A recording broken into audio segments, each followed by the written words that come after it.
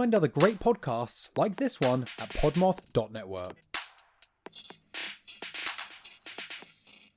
Hey podcast lovers, my name is Haley and I run the Don't Identify podcast. I have been passionate about helping the unidentified get their names back ever since I found out I lived within miles of where Sherry Ann Jarvis, formerly known as the Walker County Jane Doe, was found. In my podcast, I tell the stories and provide information about unidentified people in hopes of reaching their loved ones and getting their names back. So come join me and help me advocate for these people. You never know, you could recognize someone's story. Hello and welcome to Anything Bones. I'm Sophie from the Future Schwartz, and this week we've got a special little treat for you. Last week we had the first part of our episode with Phoebe from the Stoner Chicks, and this week we have part 2. It's a little bit of a mini-sode. It's just my story about the amazing, the one and only female Chinese Emperor Wu Zetian. I hope you guys enjoy it. And thank you so much for everyone who showed up to the Maple Daddies show. It meant the world to us, and we had a fantastic time. Now, without any further ado, please enjoy this Anything Bones mini-sode.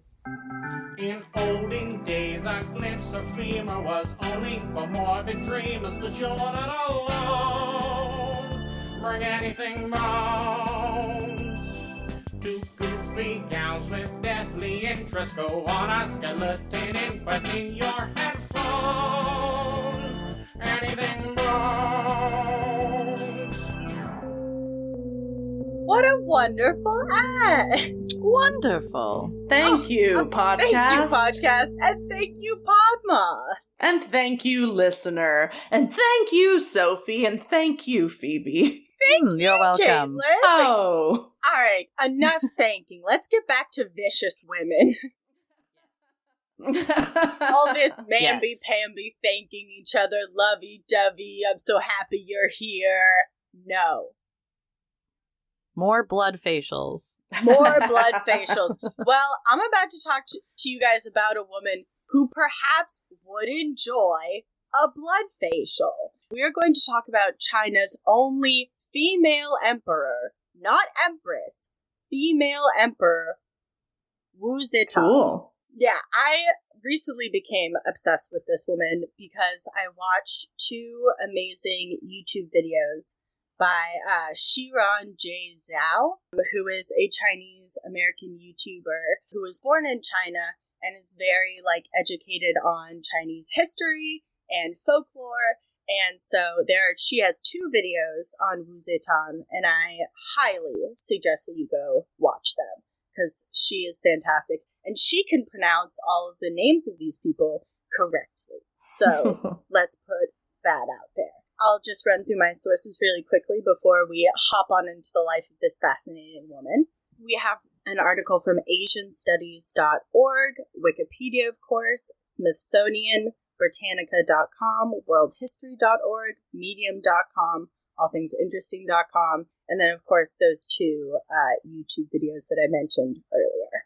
So, Wu Zetian rose to power during the Tang Dynasty and became, like I said, China's only female emperor. And this is an important distinction because an empress in Chinese history tended to only be the primary wife of an emperor. Because an emperor could have a wife and then several high-ranking concubines, which were like a mix between, people that he hung out and had sex with, but also would advise him politically, could also, produce heirs for him in certain, cases, and were seen as incredibly high-ranking women. Their social status was incredibly high. But these emperors would tend to actually have entire kind of what I would refer to almost as fleets of concubines, as many as upwards of 30, as many as they could take care of financially and kind of handle having. Some of these women they wouldn't even talk to. They were just like, you're a concubine, you just get to hang out. And it's like, 2 thumbs up, thanks. I guess I'll chill here. If you ever do want to hang out, I'm around. I have a palace life. I do some chores, maybe some laundry. So Wuzetan is not her birth name. We don't know her birth name. It was not recorded in history. Boo. This could have also been, this could have been a breakdown in like recording history. It could have been because she was a woman and at the time of her birth, people were like, doesn't matter, not gonna write her name down. Or also it's possible that in this time, women's names, Chinese noble women's birth names, could be very private. So it might just be that, like, they were like, that's a secret and it's rude of you to ask. You never ask a woman's name. honestly, that's the energy I want to go into my life with. How dare you ask me what my name is? You can use my title I got at the end of my life that I may not have even used for myself. Thank you very much. Which is the case of Wuzetan. Like, it's possible that she didn't even call herself this, but this is how she's referred to, among other combinations of her name throughout history, which we love. We love a many-named lady. She was probably born around 624-ish, and she was the daughter of a prominent general at the time. And in 636, at 14, she goes off to the palace to become a junior concubine.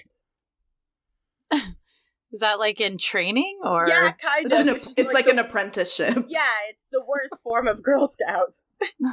But because she was raised a noblewoman and her father was a general, kind of like Elizabeth Bathory, she was well educated, she was pretty intelligent, and her place as being a concubine was seen as a good thing. Like, they were like, yeah, go be a concubine. That's an honorable way to be spending your time. So she began at the palace doing laundry and working kind of as a maid/servant. And she kind of starts off her life in the palace as like a 5th-tier concubine. They all had, it was a very complicated ranking system within all of these women who got to spend time with the emperor. Yeah, she's a 5th ranking. Is that the last place, or I'm are there not sure more? if that last place was pretty low. That's a lot of, I was thinking that's a lot of tiers of concubines. Oh, yeah. I think we'll get to this in a second, but, like, she had to possibly, like, in terms of competition for the emperor's attention, she's working with, like, 28 other ladies. Damn. So, like, basically how she ends up getting out of this kind of obscurity is, legend kind of goes. We don't know how it actually went down, but she was possibly changing the emperor's sheets and, like, was like, hey, how's it going? Just kind of, like, started a conversation with the emperor, which would be crazy at the time, which would be like, what the fuck are you doing, bitch? Like, wait, is he just hanging out in the bed while she changes the sheets? I imagine he's, like, writing something on a scroll, or maybe, like, he's talking to another, like, advisor, and she's like, so, cool weather we're having today, Emperor. I do wish he was just in the middle of the bed that she was trying to change. And, like, the thing she said was like, dude, can you move? Yeah, that is so rude of her. She's so rude. Oh my god. But she definitely caught the eye of the emperor after this. Like, he was like, oh, hi. I think I'm going to advance you for having... Is that what they're calling it these days? Hey! Pow. Yeah, basically. But unfortunately for her, this is a sticky wicket.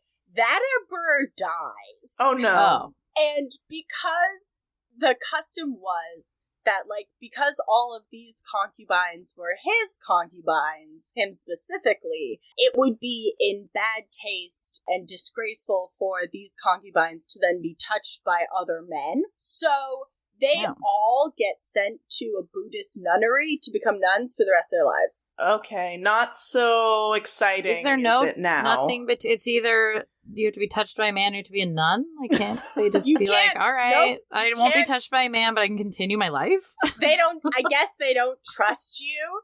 Yeah. Like, What if you were at that 5th tier where he never touched you? You're ruined anyway. Like, what the fuck? sucks to Yeah. suck. Have fun at the nunnery. You gotta shave your head, eat vegetarian, and just say prayers all day. But luckily for Wu Zetian, she had been setting a few other irons in the fire. Yes. She would not allow this to fucking stand in her way. Because this was not the plan, right? She was gonna be, the first female emperor. She didn't know that, but that's where we're going. She had actually started an affair with the heir of, the next emperor in line, the guy who's emperor now. An affair with him. Yeah, right? Which was in super poor taste. That was his dad's concubine. How disgraceful, you guys. Why are you screaming with outrage? Ugh, these concubines. So he stays in communication with her and is like, ooh, this is tricky, but I will bring you back to the palace. And she's like, hell yeah. And at the time, this emperor, he's already married to Empress Wang, who is his, wife. So as we talked about earlier, you got wife at the top, who's the empress, and then concubines beneath her. And there's kind of, usually a couple concubines right underneath that wife who are, intimate partners. So the current emperor's wife, Lady Wang, is really upset because there's another concubine, Xiao, who is getting all of the emperor's attention right now. And she had also already had 3 children with the emperor, too. And Lady Wang had no children. Yikes. So, yeah. So she was feeling super threatened. And she was like, what would be a great idea is if this concubine comes back from the nunnery and distracts my husband away from the woman who is having a fuck ton of children, and maybe he'll just forget about her, and this Wu Zetian woman will be no threat to me. How are we feeling about this plan? Do we think this is a good plan, or do we think this is a bad plan? I don't know how many good plans she had, were possible, but this seems like a bad plan. Yeah, it would turn out to backfire on her hideously. Yep. I give her props for trying. Right, she was in a very difficult position. There's not a lot that she could have done. Yeah. So Wu Zetian comes back and starts becoming a part of the, little royal poly-tri little love den. In 652, Wu Zetian gives birth to a son, and then she has another son right after that. Lady Wang is now really freaking out. Head wife is really freaking out because the 2 concubines that are right underneath her both have had children, sons in fact, which can be eligible for being heirs. And that's making her hella nervous. At the time, though, the heir was not going to be any of these sons. It was going to be the son of some, chancellor for some reason, who was, I think the uncle of Lady Wang. So he had a son. So I think because of proximity, that son would be emperor. I don't know. This whole thing is fraught with complicated, Chinese court rules. Right. Confusing. Oh, we don't know everything about that? I can't believe it. Well, you guys, I only spent a couple of years as a Chinese concubine. So, and you were 5th tier, so. I was 6th tier. I was terrible. I was so bad. Doing the dog's laundry. Yeah, basically. So Wu Zetian realizes that she's got to get her sons to be the heirs if she wants to usurp these other women. Because now she has got it in her head, well, to be a top concubine is definitely not enough, right? When you could be empress, right? Sure. And this is where we get another one of these plans. This time it's Wu Zetian who's got a plan. And this will kind of paint her as one of the most vicious, Chinese rulers that has had the throne. Uh-oh. So in 654, Wu Zetian has a daughter. And this daughter ends up dying. There is suggestive evidence that was written down at the time. Now, this is not CSI. This is not modern forensics. So, we take this all with a grain of salt. But there is evidence that led to an allegation by Wu Zetian that Empress Wang strangled her child. Oh boy. Basically what happened was that Empress Wang was accused of being seen near the child's room, and there were other, like, quote-unquote eyewitnesses, which is, like, side note here. One of the things that Wu Zetian did that made her such a effective power grabber was that she basically employed all of her servants and maids and, like, her underlings. She basically kept them on the payroll to spy for her all over the castle. Smart. So she had these people on a payroll. So when I say eyewitnesses, I mean people who are probably in the pocket of Wu Zetian, who were definitely paid to say, hey, I saw Lady Wang. Mm-hmm. So the emperor at the time believes that Empress Wang was motivated by her jealousy and strangled the child. Empress Wang also didn't have an alibi for where she was at the time, which is very interesting, kind of. It also, all of this can be lost in translation since, the 600s. Yeah. Wu also accused Lady Wang and her mother of practicing witchcraft, and also implicated Lady Xiao, the other concubine, as well. And they end up having a trial for this, and Lady Wang is found guilty on all charges. And so the current emperor divorces his wife and bars her mother from going to the palace, and then exiles his other high-ranking concubine, plus her uncle, the chancellor, and, says, your son is no longer the heir. So kind of in one fell swoop, she is getting rid of all of these people. Damn. Yeah. So now she's basically risen up to the position of first wife and Empress of China. She also assures now that her sons are in line to be emperor. As far as the death of this child goes, as we were talking, we don't have, forensic pathology on, this child, so we have no idea what happened. But there are a couple of theories. The biggest one that kind of paints Wu Zetian in the most vicious light is that she strangled the child to frame Lady Wang and the other consort and basically get everyone out of the way. Yeah, shit. Yeah, which would be pretty intense behavior. Yes. I would call that intense behavior. And this is kind of, you might say, oh, this is a little out of the blue for her, but it really isn't, because when they end up finding these women guilty, what ended up happening was that Wu Zetian ordered that both of the women's hands and feet be cut off, and that their bodies be tossed into vats of wine. Jesus. Why? I don't know. Why does she decide the punishment also? Yeah. Well, there is a great quote from her about this. She says, quote, now these two witches can get drunk to their bones. Which I think is, two witches getting drunk to their bones pretty much sums up this podcast sometimes. Yeah, I was gonna say, it sounds like a party you would throw. Yeah, exactly. But everybody keeps their hands and feet at our parties. Yeah, hopefully. Yeah. Keep your hands and feet on yourself at all times. Yeah. Shit. Yeah, and something, again, about this, besides being super brutal, super brutal punishment, and I think she got to decide it because it was her kid, probably.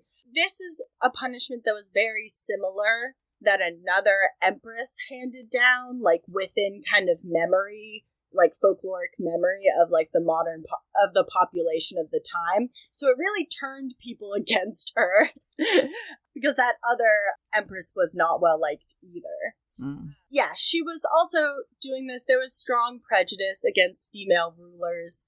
They were really thought to be not as good as men, so she was getting a lot of flack for how viciously she climbed that ladder. It's very possible that this child just died of asphyxiation or crib death, which is a thing. How old was the child, did you say? Couple days. Okay. It's possible because there was not a great ventilation in this palace, so it's actually possible that the baby could have died of carbon monoxide poisoning. Ugh. And she maybe saw that her child had died, and the only thing she could think to positively do with this was to frame this other woman. Or maybe she believed that this other woman did it. You know? That's very possible as well. So now that Wu Zetian is the empress, she can start doing all the fun things of kicking out all of the advisors and chancellors that she doesn't like. Ooh. She starts exiling and executing people who do not agree with her. Wow. What happened to the emperor? He's still there. Oh, did they get married? He is still there. Yeah. Okay. Yeah, she's first wife now. Okay. And she is like up top, and she's like, listen, I got some changes I want to make. Get ready to do more than rip up the fucking carpet. Yeah, exactly. I don't know. Yeah, she would go pretty far. She pressured one of her chancellors into killing himself. Ew. We don't like that. We hate that. That's terrifying. That ended up happening in 659, and the next year, the emperor, he has a stroke and is kind of unable to keep being emperor, so he delegates all of his state affairs to Wu. Okay. Yeah, and so she basically is the emperor unofficially for the next 23 years. Damn. Before the emperor officially beefs it in 683. So she's got sons, right? So she can't take this for herself right now. So her first son, Li Hong, he becomes the emperor in 683 after his dad dies. But he starts pushing his own agendas, and his wife is also very politically active. So, just for good measure, Wu Zetian charges them with treason and banishes them. Oh my god, her own son. Hell yeah! So then we have the second son, Li Dan, who is the next emperor after that. But kind of just like his father, he ends up getting put under like house arrest and is kind of a puppet. Okay. And in some tellings of her history, she also tries to poison her sons. In her own, in her memoir? Yeah, I wouldn't put it past her. No, usually one of the things that was brought up is that these histories of these various like emperors and empresses are usually written down either by the current court historian who would write favorably about them, or the court historians of the next court who would probably write not so favorably about them. And because the thing about this is that in the Tang dynasty, women were pretty powerful. They were allowed to work outside of the house. They could ride horses. They could hold jobs. They were kind of really more in a time of empowerment. But I don't know. I don't know too much about Chinese history, and I wouldn't blame it all on Wu Zetian, but I think in a way, women's rights started to go backwards a little bit after the Tang dynasty. So we could see a lot more misogyny in the writings around Wu Zetian and her activities as an emperor, because I think that if you were to look at the breadth of Chinese history, I think you would probably find more vicious rulers. But because she's a woman, because she went through this power grab, eliminating people, ding, ding, ding, as she went so systematically, I think that was pretty surprising to people that a woman could be such a political powerhouse at this time. Yeah. Mm-hmm. So during this time, kind of on that topic, there were a lot of rebellions. A lot of people thought that they could step to her.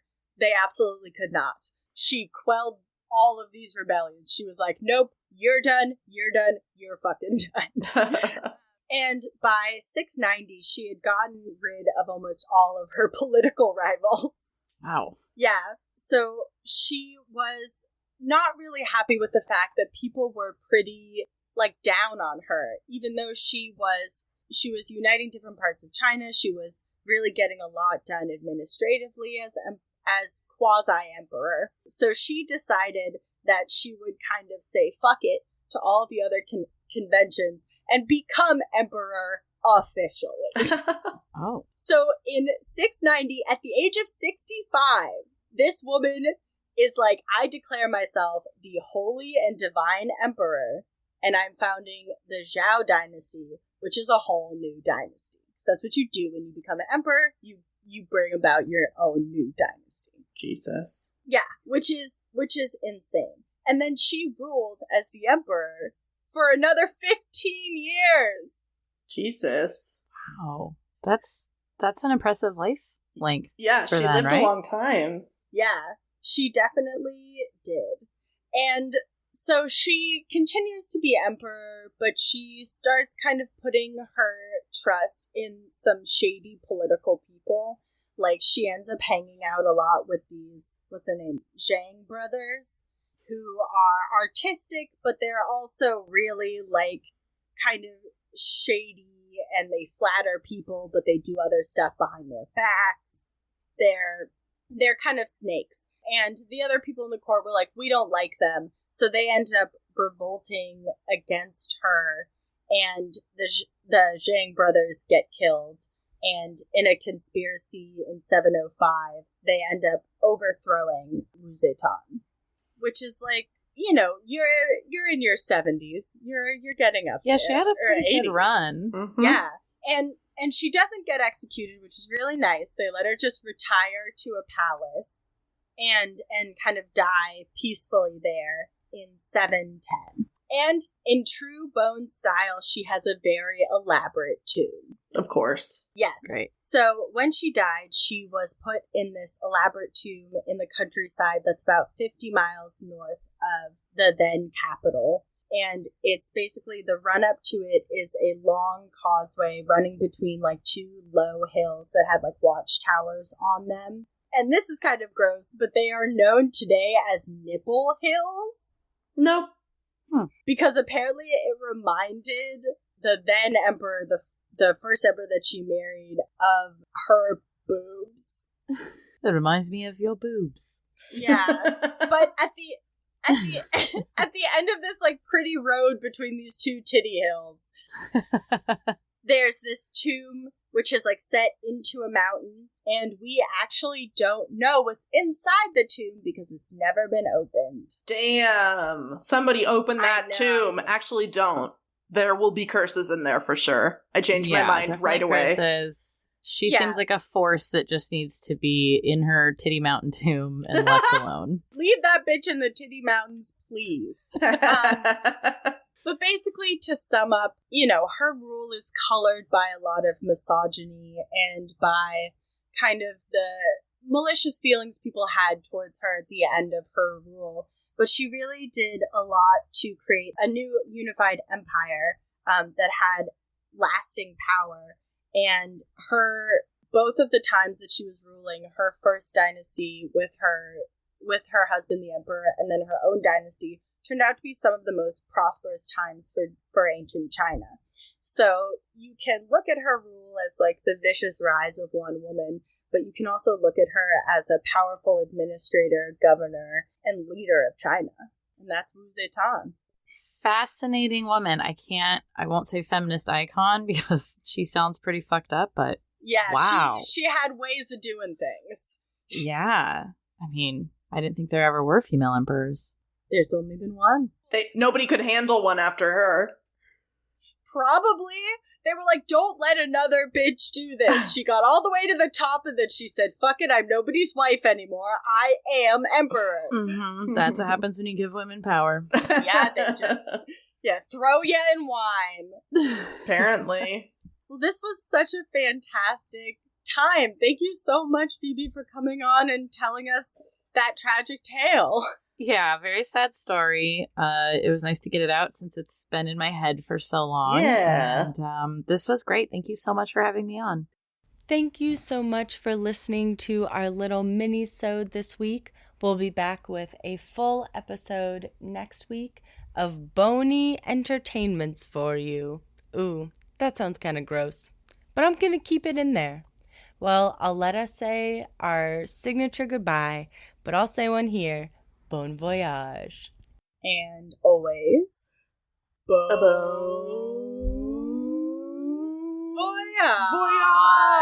voyage. Goodbye. Bye.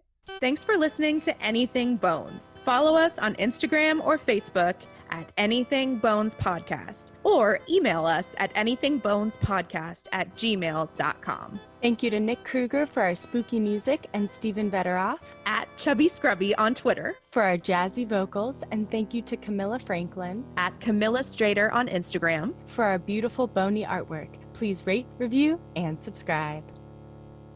Choo choo. Does anyone need bathroom or anything like I need bathroom now. I need pee pee. No, I don't.